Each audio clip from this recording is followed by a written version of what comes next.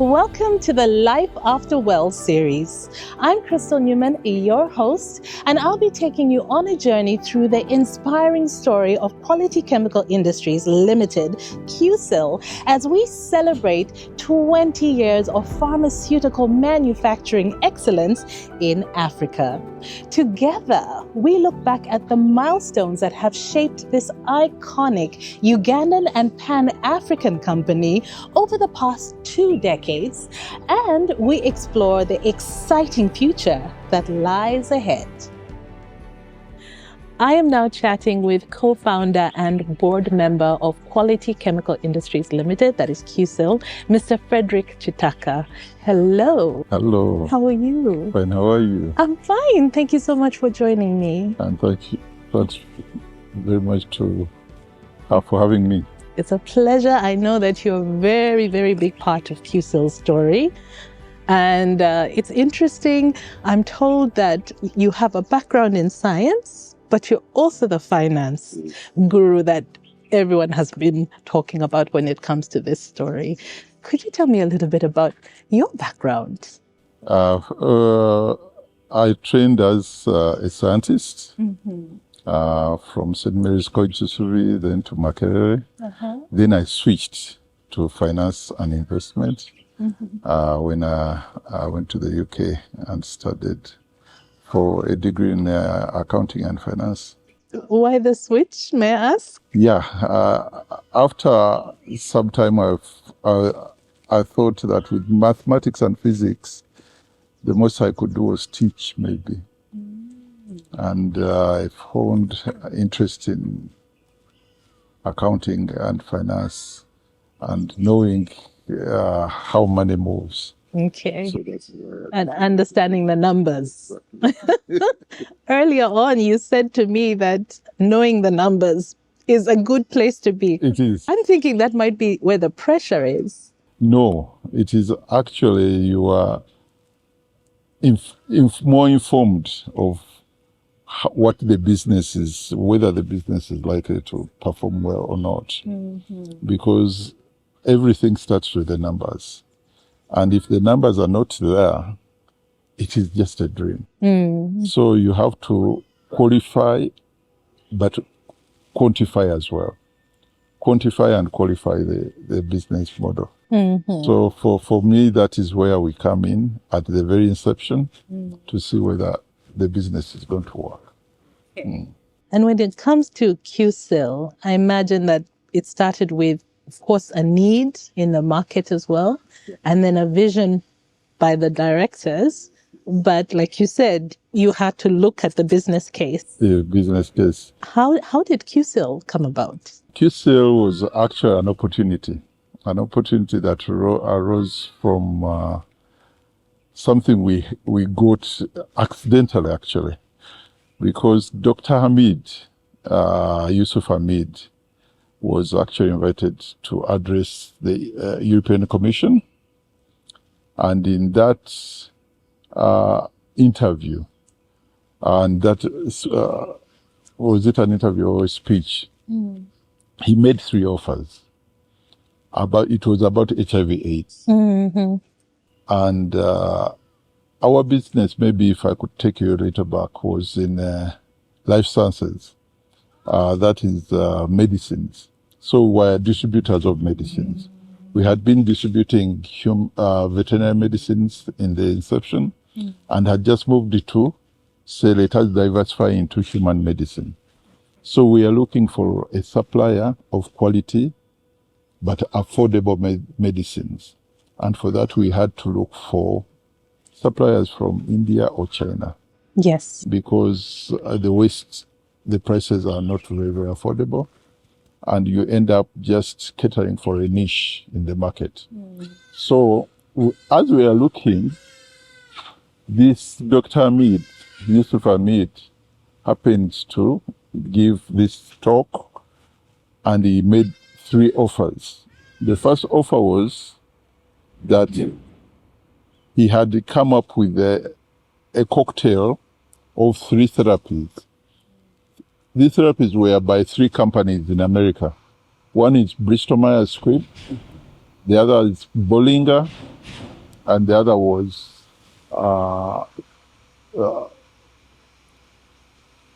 GlaxoSmithKline. Okay, yes. So Glaxo had one pill trying to attack the disease.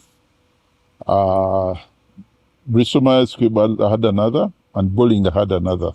So what Cipla did, they took the three products and combined it into a cocktail. Wouldn't that be a lot more expensive? No. The cocktail was in such that instead of taking 12 tablets daily, they reduced the quantity to 2 tablets taken twice daily. 1 tablet, actually, Just one tablet taken twice. instead of 12. 12. So that was in itself huge because adherence to treatment would improve. People normally would get tired of taking 12 and say, I'd rather die. But they decided now to say, let us reduce the pill burden and combine 3 drugs of 3 competitors who would never come together to do let us combine this. Because Cipla, where people would get technology copies of patented drugs. They would copy it, put it into whatever form they want, test it if it worked, and then they would commercialize it. Okay. So when they came up with this, Dr. Hamid said he would give it at a price of $800 a year or $600 to a government that would buy in bulk. Okay. That was coming from a cost of about $12,000 a year to $800. So the cost would be so affordable that even Ugandans and Africans could afford. Antiretroviral therapy was never a strategy in Africa for a long time. These drugs would be available in the Western world, but we wouldn't be accessing them because of cost. Yes, we couldn't afford them. So when we had this, we did the numbers, and it said even governments here, even people, individuals could afford. So we said, who is this Cipla? Went to the National Drug Authority, got to know who Cipla was. Actually found he had a distributor here, but the distributor was not doing anything. So we approached him, said, we want to distribute for this company. He said, yeah, actually, yes, I've registered their products, but I'm not doing anything. You can take them. Oh. Yes. So it truly was an opportunity. It was an opportunity. So once he did that, we wrote to Cipla, and then Cipla invited us to their offices in India. And after a lot of back and forth, they agreed to say, okay, you can distribute for us. So we are so excited, came back and told government that, we can bring these products. To our surprise, government here already knew about the therapy. And why? It is because President Museveni had given JCRC and his soldiers to Dr. Hamid to do the clinical trials. Dr. Hamid had looked for where to do clinical trials for Triomune, that therapy, that cocktail, and he had completely failed to get anywhere to do. Somebody to give their people that you can do. Even in India, he couldn't do. So when he came, President Museveni said, I have soldiers that are dying. So he accepted, and that is how we came. So when we came, because the president knew, he called us. He said, do you know Cipla? Say, who in Cipla do you know? We told him, Mr. Lula and Dr. Hamid. He said, you know Dr. Hamid? He said, yes. So he did his research and he said, definitely they were interested in the drug. They were working with WHO at the time to help get access, but government had already committed that they would buy the medicines. So for us, we being distributors, we are just there facilitating, making sure that the medicines were coming in. But initially, government was actually working directly with India and importing, and us facilitating on the ground. Okay. So the decision to actually start making the drugs here in country. That is where, after between 2022 and 2002 and 2005, we were trading. In 2005, something happened. India and China ratified the TRIPS agreement. TRIPS is trade-related aspects of intellectual property rights. And this meant that India and China would stop copying medicines, drugs that were still patented.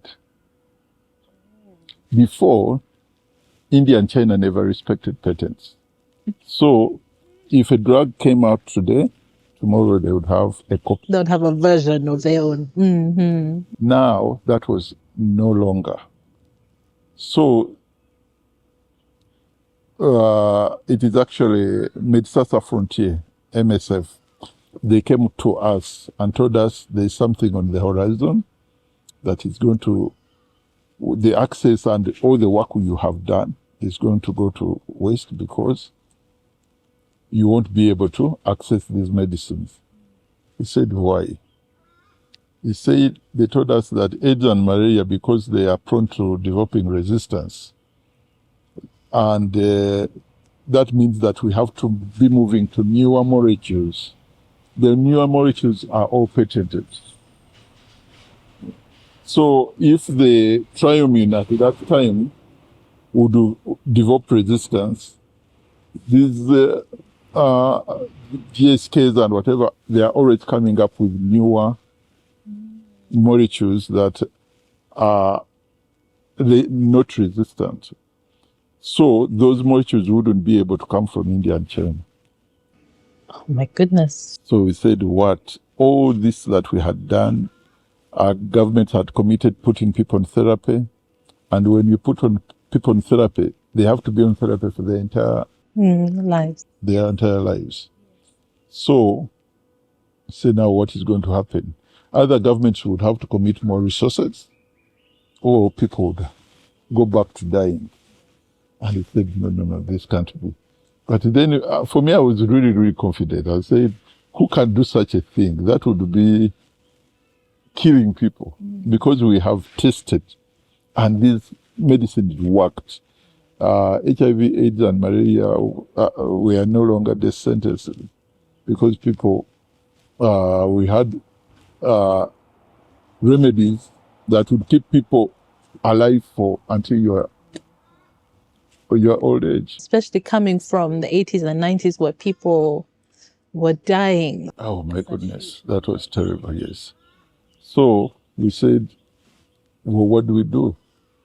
So for me, I was a bit comforted that because of what we have done, nobody would just take it away. But actually, the penning of this by India and China meant that there wouldn't be a reliable source of any product that was still patented. So we said, what was they say, you can go tell your government whatever. We tried that. We tried India, and our partners in India said it is a done deal. There's nothing. And nothing can do. However, MSF told us that within the TRIPS agreement there are a flexibility, And that flexibility was that if you can transfer technology to a least developed country, not any country in the world, but countries that are LDCs, least developed country, would allow that country to manufacture these drugs without having to observe patents. Okay. So he said, what? He said, yes. And they told us that actually Dr. Hamid, you remember the three offers. They had offered to give medicines at a much reduced price, but he had also offered any African government that wanted to do to manufacture the medicine that he would give the technology.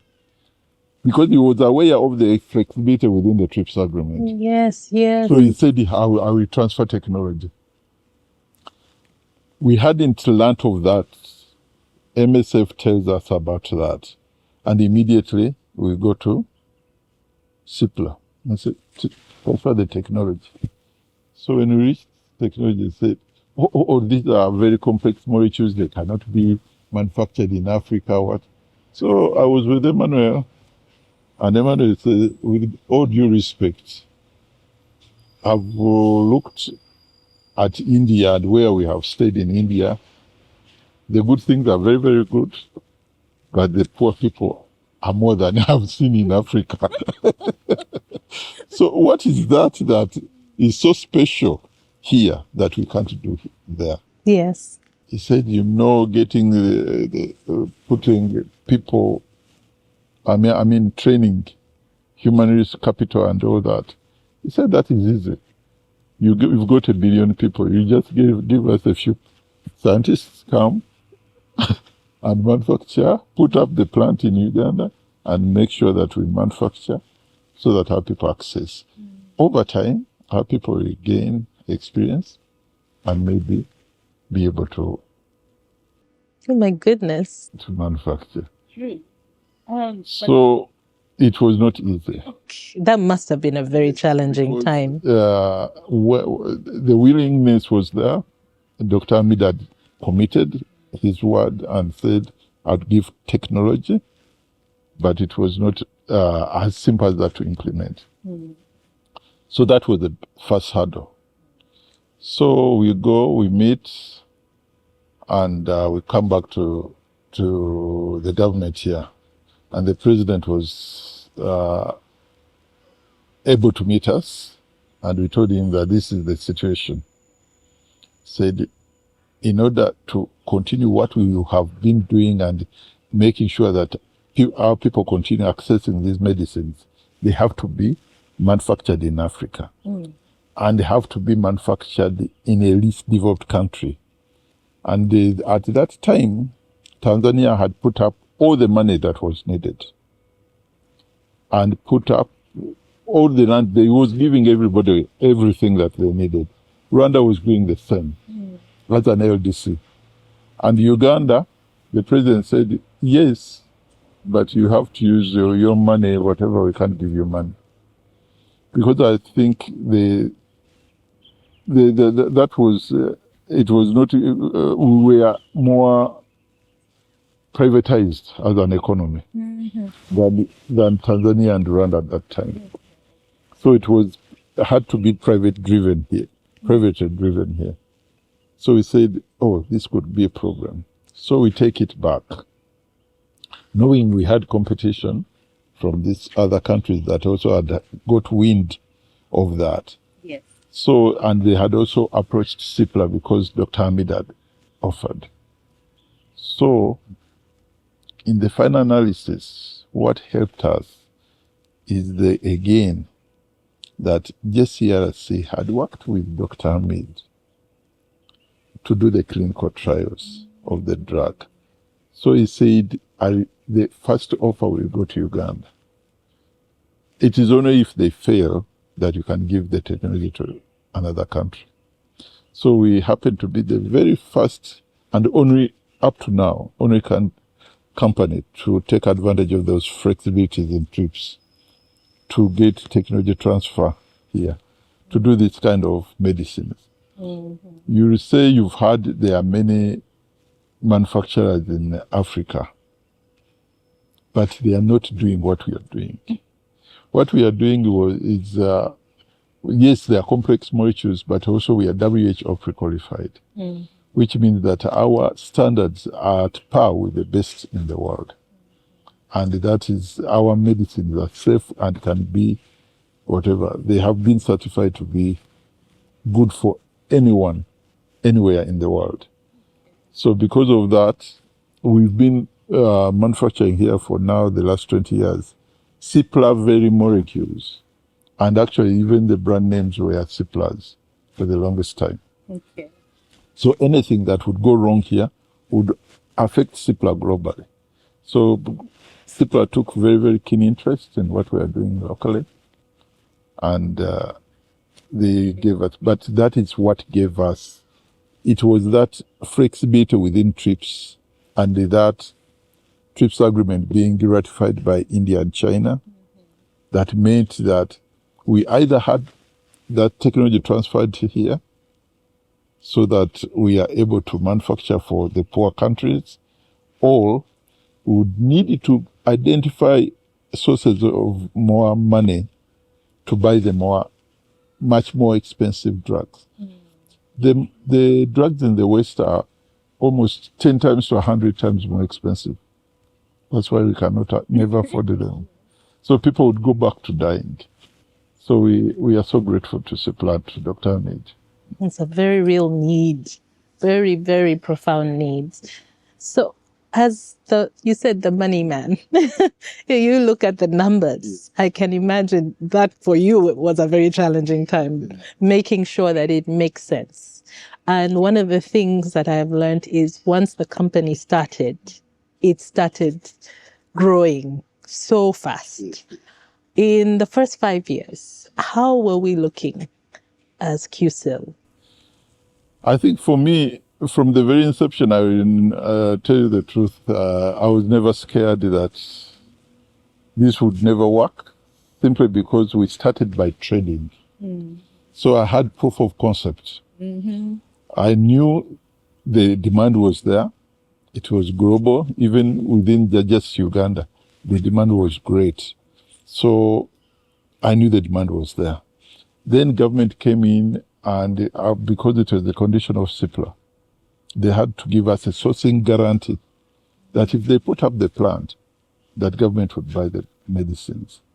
So government had given us a sourcing guarantee. And they had given, Cipla had given technology.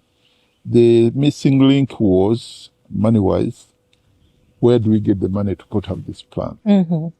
When the drawings were done and everything, we required $17.6 million. So we first went to Bank of Uganda and said, what kind of money we don't have?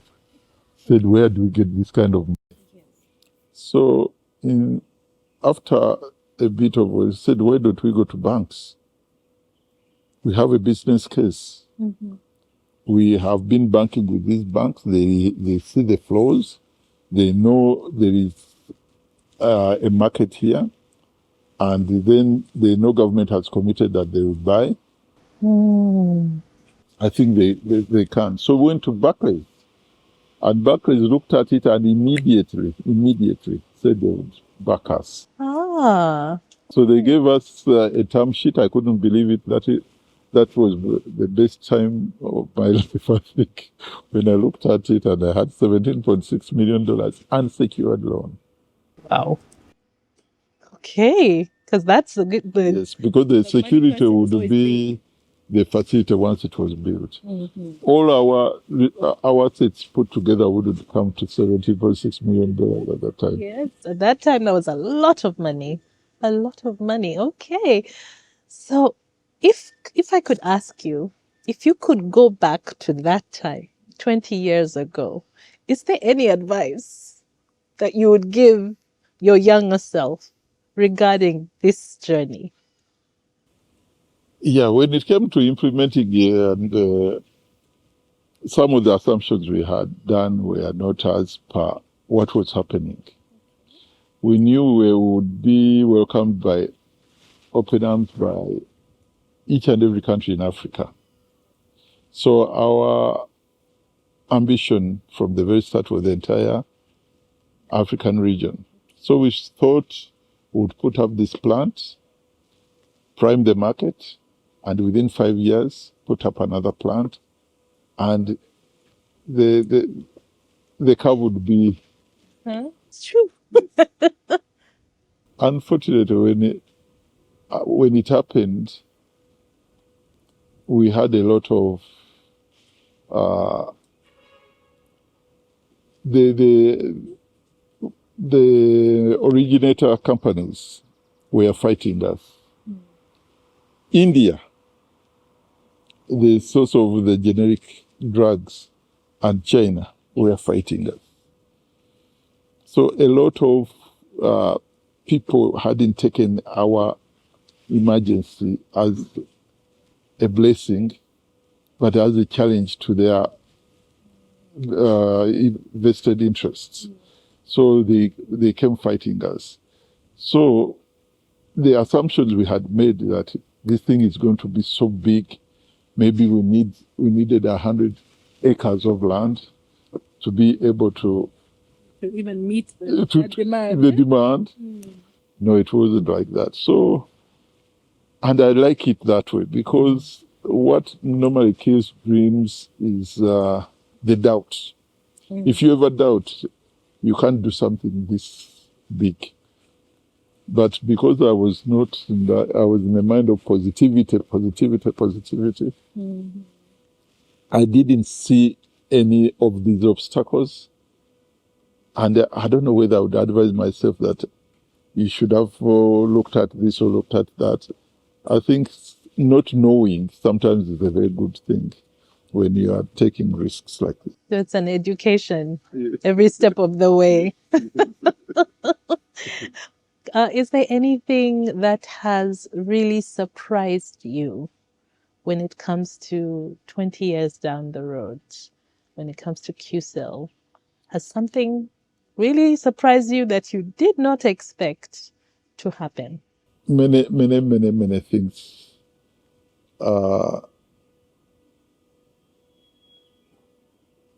The commitment of government, as far as government was concerned,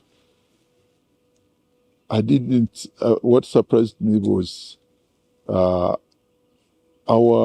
some of our politicians actually. They were not seeing the opportunity as I was seeing it. That was a shock actually, because we would go and say C+ says they want an offtake guarantee from government. You say, why do you need an offtake? You do it yourselves. I mean, there are so many obstacles that we encountered, and found that maybe in the whole cabinet, only the president was, and a few other people who understood how big this an opportunity was. And now, with the hindsight, I think they are able to see what we have managed to do, because this factory being here, we are not only putting people in employment, but we are measuring our success by how many lives that we are saving now at that time that wouldn't be saved. So anybody that wouldn't see that, it was something very, very surprising to me. So that was the most unbelievable thing, that people wouldn't see what an opportunity this was, and how much help they should have bring on whatever to see. This is a very near place when you look at the central. But people would ask us, is even that plant there? And I'll just tell them, it takes 15 minutes of your time. Just come and see. Then they would reach here and say, this is the best kept secret. Maybe we haven't done our blowing up trumpets enough.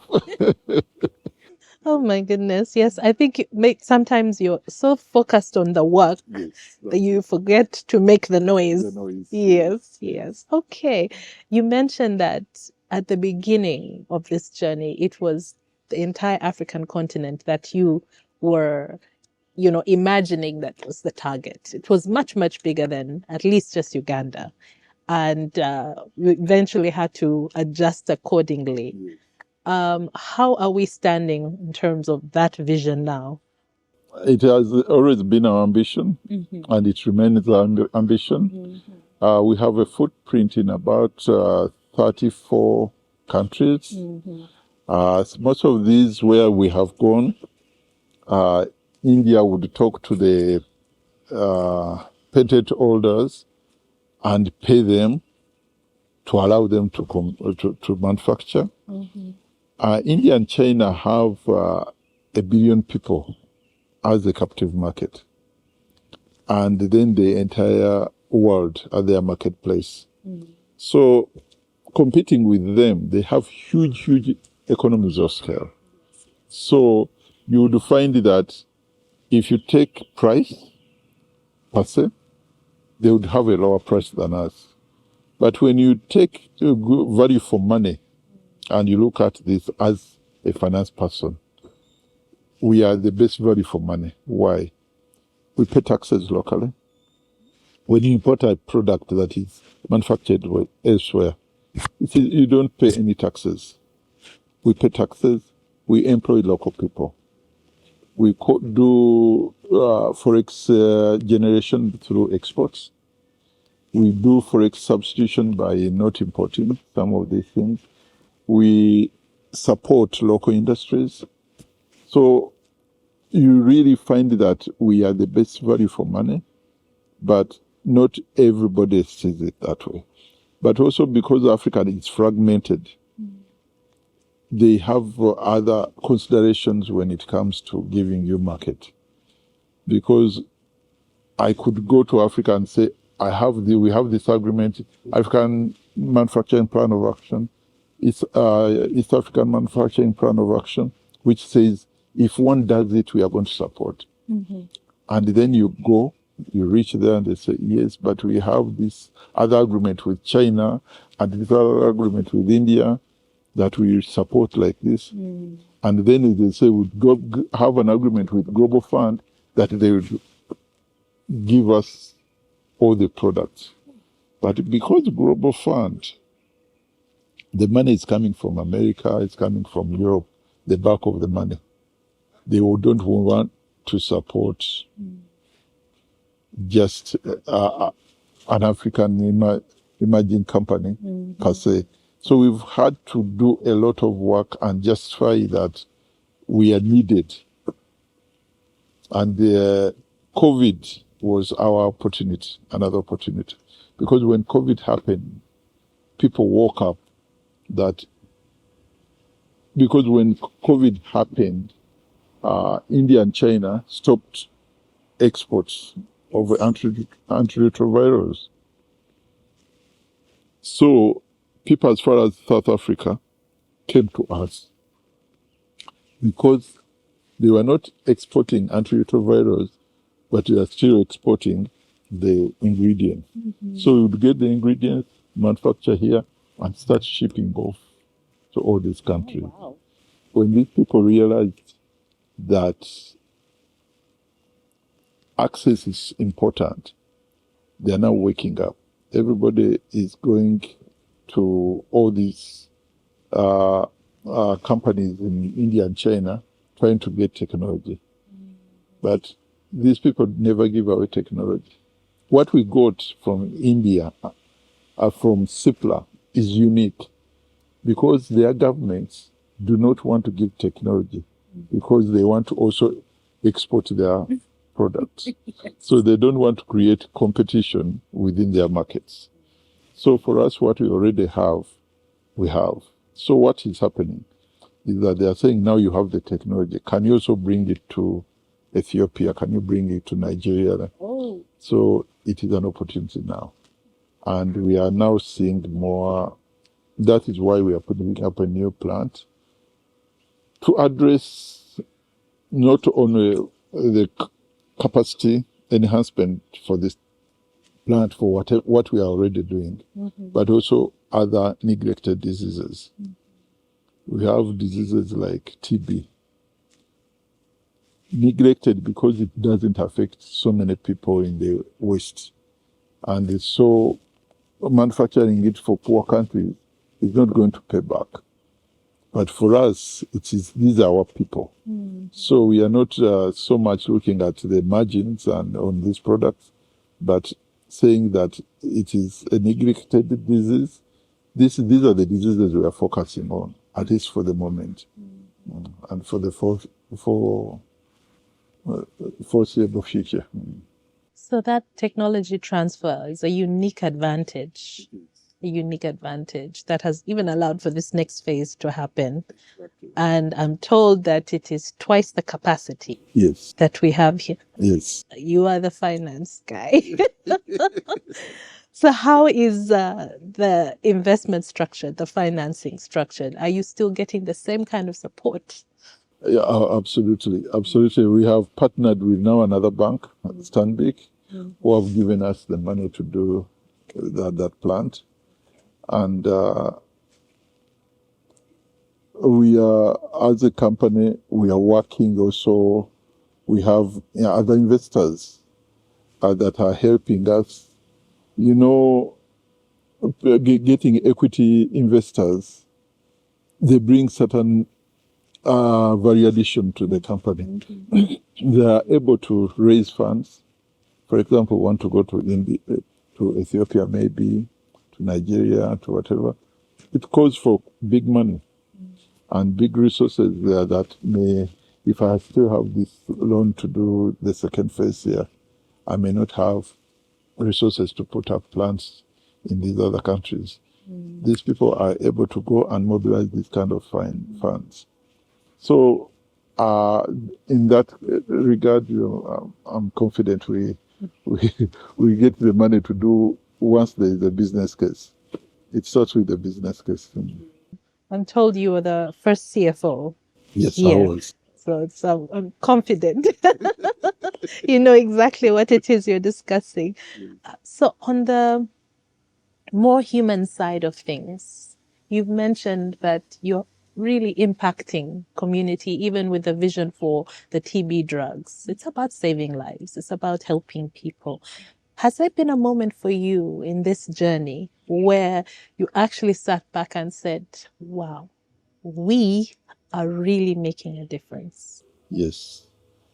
In the beginning, when you are starting to put up a plant like this, being a finance person, numbers are important. Numbers are important. So our success would be, okay, are we making a bottom line? Are we employing people, meeting government expectations because they are partners? Are we able to meet some of these things? However, today, we measure success, like I've said, through saying that we have saved a lot of lives. A lot of people, people would die and the children would have to look after their siblings, young children. The head of the house. The head of the house, and they wouldn't have jobs, so they would go into prostitution, things like that, and they would get infected. So it was a vicious cycle. People were dying, and the horrible, horrible death. So when I look back and say that is no longer happening, it is like COVID now has disappeared, and you say, where did it go? So this is what is happening with AIDS. Because, I don't know, you are still very young, maybe you didn't even, maybe you are not even yet born. But with the time, this disease was so terrible because it attacked the immune system. So you wouldn't have any soldiers. So any ailment that you got would really affect you. So people would get blisters all over their body. Then they would, each and everything that would attack them, they wouldn't have any defense. So people would waste away and die a very painful death. It to find that we have managed to positively impact and stop that, it is unbelievable. So people now plan for life. Then people would plan for death. Immediately, you know, I've been tested positive, you'd plan for how you're going to leave your people. So for me, that is huge. That is huge. If we can make this kind of contribution, that makes me sleep well at night. Well, thank you so much for joining me. Thank you. Yes. Any final words of wisdom, especially since you not only have the scientist background, but then as someone who's able to do the numbers, and I'm sure many other people have tried and failed to do something like this.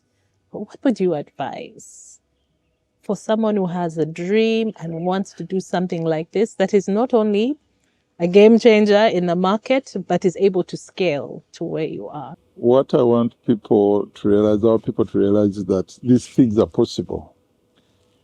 If just treating people is one thing, but also putting up something like this, if we can multiply this 100 times, we would move this country to the next level of development.